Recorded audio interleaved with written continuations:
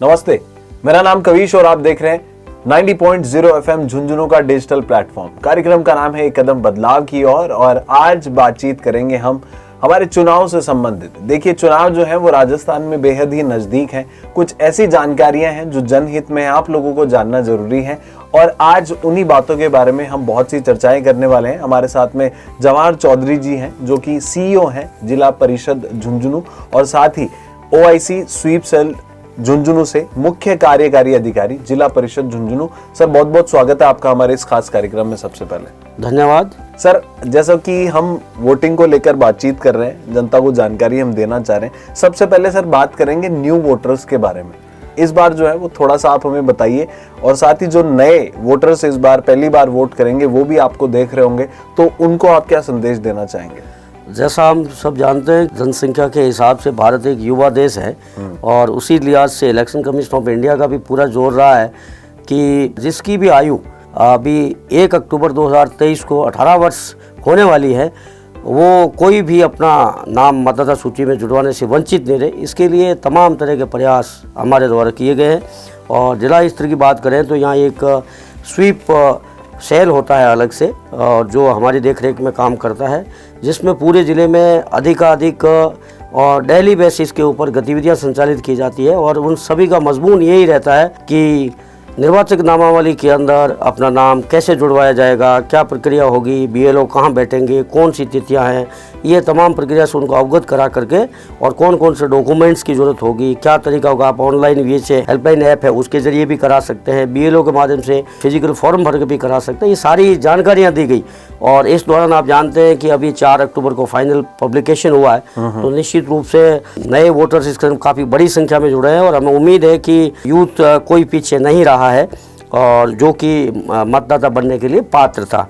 तो इस हिसाब से हम देखते हैं कि यूथ की बात करें, केवल तो झुंझुनू में जो टोटल अभी वर्तमान में वोटर लिस्ट में फाइनल पब्लिकेशन में जो मतदाताओं का आंकड़ा है वो 17,93,001 आया है, जिसमें से हम 18-19 वर्ष के आयु वर्ग के यदि मतदाताओं की बात करें तो 74,060 मतदाता इसके अंदर है। अगला जो कोहर्ट है, इसका कोहर्ट ऐसे आंकड़े ECI मेंटेन कराता है जो हमारे पास एक्यूरेट आंकड़े हैं, जैसे 20 से 29 वर्ष है, उसमें 4,33,428 वोटर्स हैं। इसी प्रकार 30 से 39 की बात करें 3,68,127 है। तो यूथ को जोड़ने के लिए, और आप देखे होंगे जगह जगह पोस्टर भी आपके ध्यान में आए होंगे, यूथ चला बूथ, तो यूथ वोटर्स के ऊपर बहुत ज़्यादा जोर दिया है। और जैसा कि इलेक्शन कमीशन चाहता है कि जो हमारी वोटिंग प्रोसेस है वो इंक्लूसिव होनी चाहिए और एक्सेसिबल वोटिंग होनी चाहिए और एथिकल वोटिंग होनी चाहिए। और एक तरह से वोट देने आदमी जाता है तो किसी पर्व में, किसी मेले में, किसी ऐसी आनंददायक स्थिति में जो फीलिंग होती है वो फीलिंग आनी चाहिए। ये भी सारे प्रयास किए जा रहे हैं। बिल्कुल। साथ ही सर, वोटिंग की जो नए वोटर्स हैं उनके बारे में आपने जानकारी दी। थोड़ा सा आम जन की जागरूकता के लिए मैं जानना चाहूँगा कि जैसे ही आचार संहिता लागू होती है, निर्वाचन विभाग जो है वो सारी देख रेख करता है, हर एक चीज़ को मैनेज करता है, तो एक important issue law and order का भी आता है कि चुनाव आते हैं, उस वक्त बहुत सारी गतिविधियां होती हैं। लॉ एंड ऑर्डर को मेंटेन करने के लिए लोग जो हैं वो भय मुक्त होकर चुनाव में प्रोसेस में अपना हिस्सा लें और अपने फेवरेट कैंडिडेट को, जिसको वो चाहते हैं, उसको वो वोट करें। तो ये भय मुक्त वातावरण और साथ ही ये जो हमारी प्रोसेस है लॉ एंड ऑर्डर की, ये किस तरीके से देखी जाएगी? आप जानते हैं कि जो ही चुनावों की घोषणा होती है उसी के साथ ही भारत निर्वाचन आयोग की ओर से मॉडल कोड ऑफ कंडक्ट, आदर्श आचार संहिता प्रभावी हो जाती है और उसके प्रभावी होते ही एक लेवल प्लेइंग फील्ड प्रदान करना होता है तमाम राजनीतिक दलों को, तमाम चुनाव में रुचि रखने वाले जो उम्मीदवार हो सकते हैं उन सभी के लिए। कहने का तात्पर्य है कि ऐसा नहीं लगे कि किसी के पास संसाधन ज़्यादा है, ताकत ज़्यादा है तो वो भारी पड़ रहा है, ऐसा नहीं। तो ये एक तरह से सभी को समान वातावरण, समान फील्ड प्रदान करने के लिए होता है और इसके लिए मल्टीपल तरीके से काम किया जाता है। जैसे सबसे पहले आप देखते हैं कि MCC लागू होते ही तमाम जो डिफेसमेंट की कार्रवाइयाँ हैं, लोगों के, राजनीतिक दलों के, रूलिंग पार्टी के होर्डिंग्स, बैनर्स, प्रचार सामग्रियाँ वगैरह वो तत्काल प्रभाव से हटवाई जाती है और उसकी रिपोर्ट जाती है 24 घंटे की। उसके बाद में पब्लिक प्रॉपर्टीज़ में, बाज़ारों में वगैरह सब जगह होती है, वो भी सब रिमूवल कराई जाती है। इसके बाद प्राइवेट प्रॉपर्टी के ऊपर भी, जैसे कोई ताकतवर आदमी है और बिना उसकी किसी की कंसेंट के भी कुछ सामग्री प्रदर्शित कर देते हैं और अपना प्रभाव जमाने के लिए, उसको भी रिमूवल कराया जाता है। ऐसे 24 घंटे 48 घंटे और 72 घंटे की रिपोर्ट चुनाव आयोग को जाती है फील्ड से, और जो अभी आचार संहिता लगने पे हमने भी बिल्कुल इसमें इसको भिजवाया है, और ये फील्ड से रिपोर्ट आती है, एक्यूरेट रिपोर्ट होती है। और आप देख रहे हैं कि अभी कहीं पर भी आपको किसी प्रकार के झंडे, बैनर, पोस्टिंग, होर्डिंग कुछ भी नज़र नहीं आ रहे हैं। और अब हम जो है केवल आपको जो नज़र आएंगे वो मतदान प्रतिशत बढ़ाने के लिए, अधिक से अधिक वोट करने के लिए, अपने वोट का जो है सदुपयोग करने के लिए भयमुक्त होकर के जहाँ भी आप रहते हो, वोट एक अमूल्य चीज़ है, उसके स्वीप से संबंधित आपको होर्डिंग्स, बैनर्स वगैरह प्रचार सामग्री नज़र आएगी। इसके अलावा केवल जो परमिशन लेकर के करेंगे, कोई सा सभा करिए, चाहे आप कोई होर्डिंग लगाइए, वो बिना परमिशन के संभव नहीं होगा। दूसरी एस्पेक्ट है लॉ एंड ऑर्डर का, जिसके लिए हमारी जो फोर्सेज हैं, खास करके पुलिस फोर्स है, वो अपना पूरा एक रणनीति बनाती है। एसपी साहब देखते हैं जिले में, और फिर ऊपर तक इसकी मॉनिटरिंग होती है। जिला निर्वाचन अधिकारी के साथ क्लोज कोऑर्डिनेशन होता है, और जो बॉर्डर डिस्ट्रिक्ट्स हैं, इंटर स्टेट बॉर्डर्स हैं, उनके ऊपर नाके लगते हैं। गुप्त रास्ते कौन कौन से हैं, जिनसे किसी प्रकार की ड्रग्स है, हथियार है, इस तरह की जो अनवांटेड चीज़ें हैं जो आ सकती हैं, सारे व्हीकल्स चेक होते हैं कि अनवांटेड लोग भी जो है उनका भी मूवमेंट इलाके में नहीं होना चाहिए, ताकि किसी प्रकार का भय, डर उत्पन्न नहीं हो लोगों को। तो तमाम तरह की जो चीज़ें हैं, इंटेलिजेंस है, इंटेलिजेंस शेयरिंग है, और सारी agencies, central agencies, state agency, सारी कॉन्वर्जेंट मोड के अंदर काम करती है। तो अंततः ऐसी स्थिति उत्पन्न की जाती है कि जो भी मतदाता है, भय मुक्त होकर के जिसको चाहते हैं उसको मतदान केंद्र पर जाकर राजी खुशी आराम से अपना वोट दे करके आए। और जो प्रक्रिया के अंदर भाग लेकर के उम्मीदवार होना चाहते हैं, वो भी जो है जब नॉमिनेशन होते हैं अपना नॉमिनेशन फाइल करें। यदि फाइनली रहना चाहते हैं और कंटेस्टिंग कैंडिडेट रह जाते हैं तो वो अपना प्रचार करें और मतदाताओं को अपने फेवर में करने की कोशिश करें, फेयर कोशिश करें। तो इस प्रकार से तमाम इसके कई एस्पेक्ट हैं, और सारे एस्पेक्ट के ऊपर बहुत ही सिस्टमेटिक तरीके से, वैज्ञानिक तरीके से और टाइम बाउंड मैनर के अंदर काम किया जाता है। तभी आप देखते हैं कि ऐसी घटनाएं बहुत कम होती है। और जो अंडरग्राउंड जिस तरीके से आप देख रहे हैं कि कैश पकड़े जा रहे हैं, ड्रग्स पकड़े जा रहे हैं, और यदि बड़ी मात्रा में होता है, जैसे कि कैश पकड़ा जाता 10 लाख से ज़्यादा है तो इनकम टैक्स को हम सूचित करते हैं, जो सेंट्रल गवर्नमेंट की एजेंसी है। तो कुल मिलाकर के इन सारी चीज़ों को, जैसा आपका मुख्य प्रश्न था कि भय मुक्त वातावरण, तो ये सारी प्रक्रियाएँ भय मुक्त, free, fair and fearless election को सुनिश्चित करने के लिए की जाती है। बिल्कुल। साथ ही सर एक और जो है इस बार इनिशिएटिव जो है वो चुनाव आयोग की तरफ से ये लिया गया कि जो ओल्ड एज वोटर्स हैं, 80+ के जो वोटर्स हैं, साथ ही जो दिव्यांगजन हैं, उनके लिए होम वोटिंग की सुविधा की गई है। थोड़ा सा इसके बारे में बताइए, होम वोटिंग की सुविधा क्या है और किस तरीके से आप इसे कर रहे हैं? भारत निर्वाचन आयोग की ओर से इस बार एक जो आपने बताया नया फैसला लिया, कदम उठाया है, बहुत ही स्वागत योग्य है और बहुत आनंददायक है, जो कि चुनाव आयोग की एक्सेसिबल वोटिंग का जो एस्पेक्ट है उसके एक आयाम को पूरा करता है। इसमें प्रोविज़न है कि मतदाता सूची में जिनकी आयु 80+ है वो मतदाता, उनको होम वोटिंग की सुविधा दी जाएगी। और दूसरे जो PWD वोटर्स हैं, पर्सन्स विथ डिसेबिलिटी, जो हमारे दिव्यांग मतदाता हैं, उनके लिए ये सुविधा प्रदान की गई है।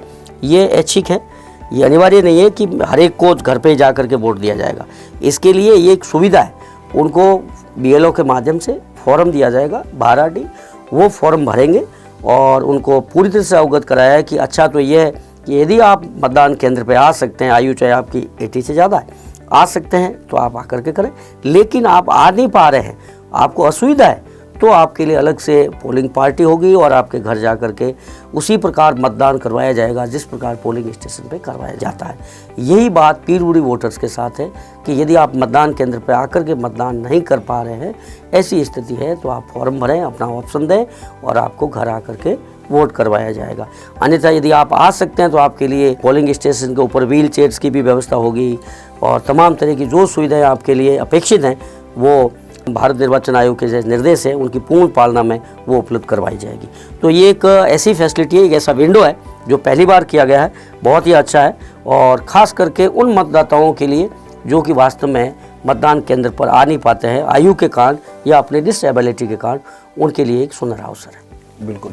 साथ ही सर अभी मैं बात करना चाहूँगा कि जो गवर्नमेंट कई एम्प्लॉयज़ हैं, फॉर एन एग्जाम्पल कोई फोर्स में काम कर रहे हैं, कोई सोल्जर है, तो उनके साथ में उनकी वाइफ भी होती है, तो सोल्जर का वोट तो काउंट हो जाता है, पर उनकी वाइफ का वोट का क्या, उसको किस तरीके से आप सुनिश्चित कर रहे हैं? आप जानते हैं कि हम जो मतदाता सूची बनाते हैं उसमें टोटल वोटर्स होते हैं और उसका बाइफर्केशन मेल फीमेल में, और एक सर्विस वोटर से एक अलग से हम कॉलम रखते हैं। और वो सर्विस वोटर वही है जो हमारे वो मतदाता जो कि डिफेंस फोर्सेस के अंदर काम करते हैं और वोटिंग के डे यहाँ उपलब्ध नहीं होते, उनके लिए ETPBS इलेक्ट्रॉनिक पोस्टल बैलेट जारी किया जाता है।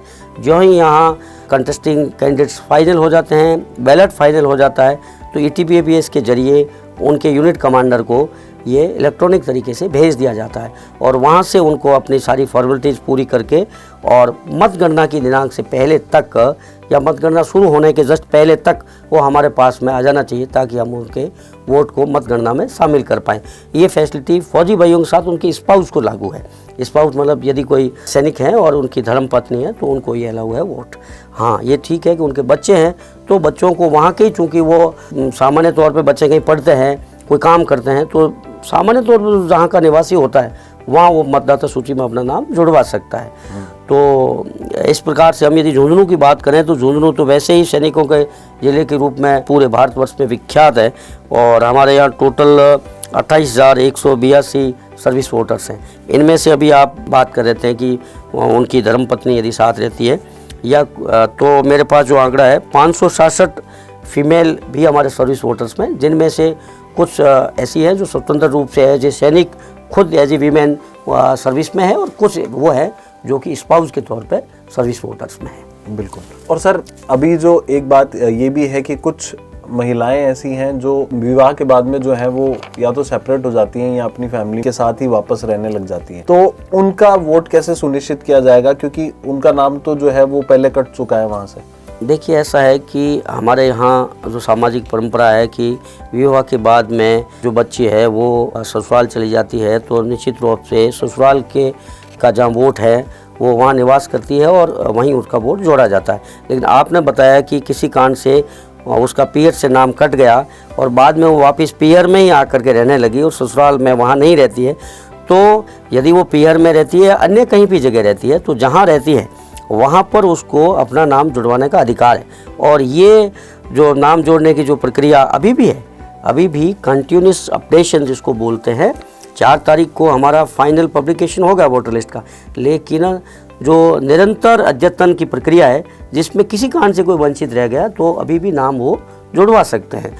तो इसमें हमने उस दौरान पूरा भरपूर स्वीप के माध्यम से और BLOs और जितनी हमारी पूरी मशीनरी जो ऑफिसर्स जो कि चुनाव से जुड़े हुए हैं उन सभी को भली भांति अवगत कराया कि जो वीमेन है जो कि अभी शादी करके आ गई है और उसका पीयर में नाम कट गया लेकिन ससुराल में जुड़ा नहीं है तो उसको बहुत जरूर जोड़ा जाए। इसी प्रकार से यदि वो किसी कारण से वापस पीयर में चली गई है तो जहाँ रहती है वहाँ उसका नाम जोड़ना चाहिए।